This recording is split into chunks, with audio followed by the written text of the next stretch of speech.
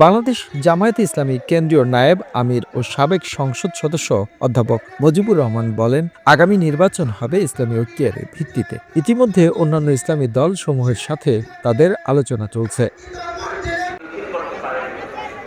কুমিল্লার দেবিদ্বার এবং দাউদকান্দি উপজেলার জামায়াতি কর্মী সম্মেলনে প্রধান অতিথির বক্তব্যে তিনি এসব কথা জানান। এদেশে যত ইসলামওয়ালা আছে, ইসলাম চাই দেশে কোরআনের আইন, ইসলামী আইন চালু হোক। এই লোকগুলা কি ঐক্য এবং সমঝোতা আপনারা চান? এটাকে সমঝোতা আমরা করতে চাই।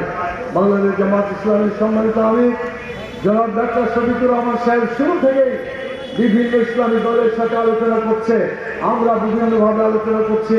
আগামী দিনে ঐক্য হবে, একদিকে ইসলামী ঐক্য যেখানে কোরআনের আইন চালু করার জন্য চেষ্টা করা হবে, সেই ঐক্যকে, সেই ইসলামী আইনকে বিজয়ী করার জন্য আপনাদেরকে চেষ্টা চালিয়ে যেতে হবে। পারবেন ইনশাআল্লাহ?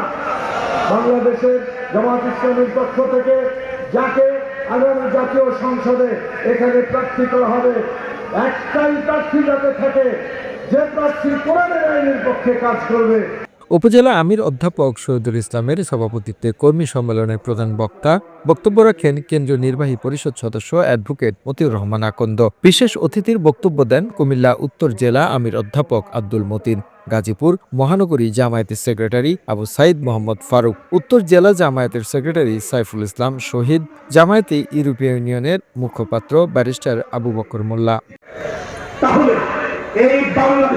The news Bangladesh desk report. এবং বিশিষ্ট সমাজসেবক